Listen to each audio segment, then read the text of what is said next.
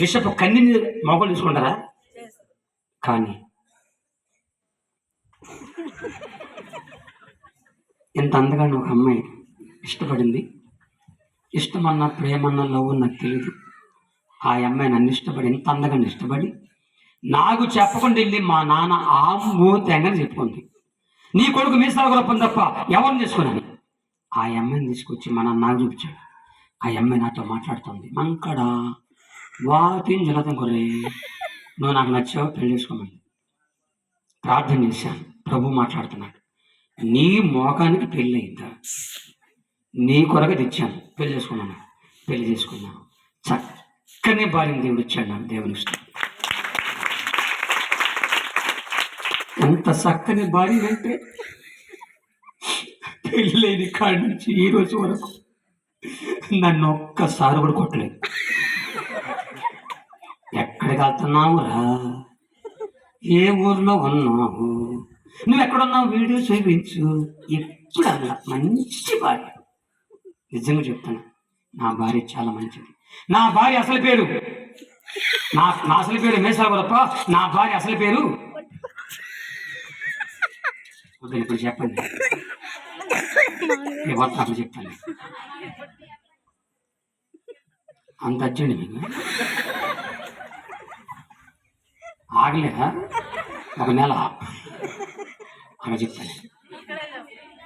నా అసలు పేరు మేస్తా గుర్రప్ప. నా భార్య అసలు పేరు పొట్టి గుర్రమ్మ. పొట్టి గుర్రమ్మ, మేసాల గుర్రప్ప. ఈ పేరు తీసేసి ఇప్పుడు నా పేరు దేవుడు క్రీస్తు దాస్ అని పెట్టాడు. నా భార్య పేరు ప్రభు కుమారి.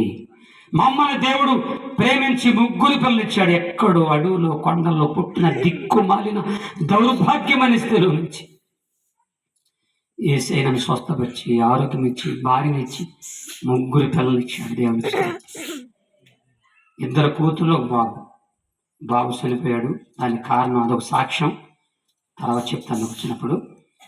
ఇద్దరు పాపలు, పెద్ద కూతురు సువార్త అని, చిన్న కూతురు ప్రేమజ్యోతి. ఇద్దరికి పెళ్ళి అయిపోయినాయి.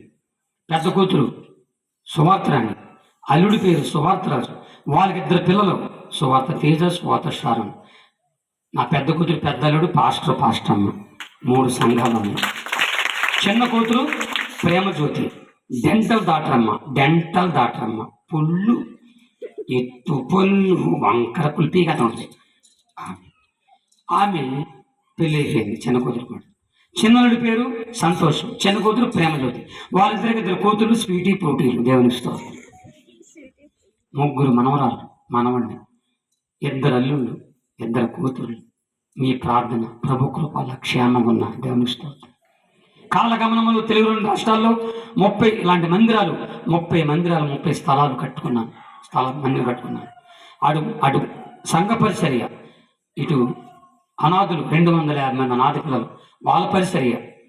అలాగే ఇట్లా మీటింగుల పరిచర్య. ఒక్కడిని చూసుకోలేక అయ్యా ఒక్కడిని అయిపోయాను, నాకు ఎవరినైనా సహాయం చేయమని ప్రార్థన చేస్తే దేవుడు కనికరించి బస్ స్టాండ్లో, రైల్వే స్టేషన్లో, వీధులు అక్కడక్కడ భిక్షమెత్తుకుని, ఏ తల్లికి పుట్టారు, ఏ తండ్రికి పుట్టారు, ఏ కులమో ఏ మతమో తెలియదు, 30 మంది మగపిల్లల్ని దేవుడు మాకు కొడుకులుగా ఇచ్చాడు. దేవుని స్తోత్రం.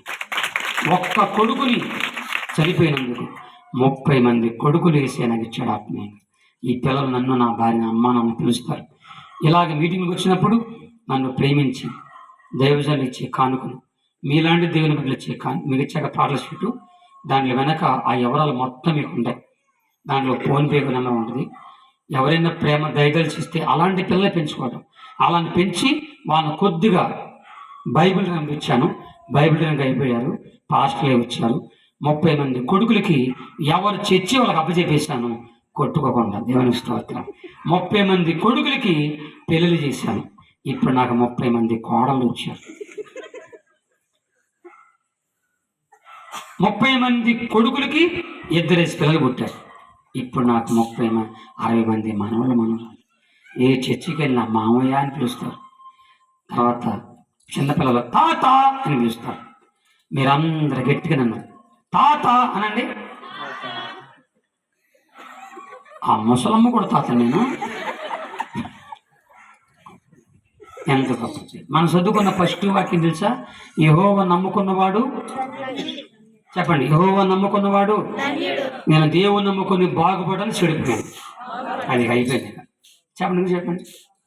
నేను యేసు ప్రభు నమ్ముకొని బాగుపడాలని చెడిపోయానా? తింటా గతిలేను, నడులు పుట్టినాడు, భాష రాను, అసలు బట్టలు కూడా లేవు నాకు. ఇప్పుడు కాదు, ఆ మసాలా దోస్తుంది ఇప్పుడే. ఒకప్పుడు బట్టలు కూడా లేవు. అసలు నేను మీకు తెలుసో లేదు, అసలు సాక్ష్యం చాలా పెద్ద సాక్ష్యం. సార్ ఆడికి వచ్చినప్పుడు చెప్తారు కొన్ని విషయాలు. అసలు పుట్టిన కాడ నుంచి 13 సంవత్సరాలు నాకు వచ్చే వరకు అసలు నేను స్నానం తెలియదు నాన్న. నా శరీరానికి నేను స్నానమే చేయలేదు. మా నాన్న ఆంబు తేకన ఎప్పుడు నాకు స్నానం చేయించలేదు. బ్రష్ కూడా తెలియదు నాకు. ఎంత కమ్మ అసలు వచ్చేవాడిని.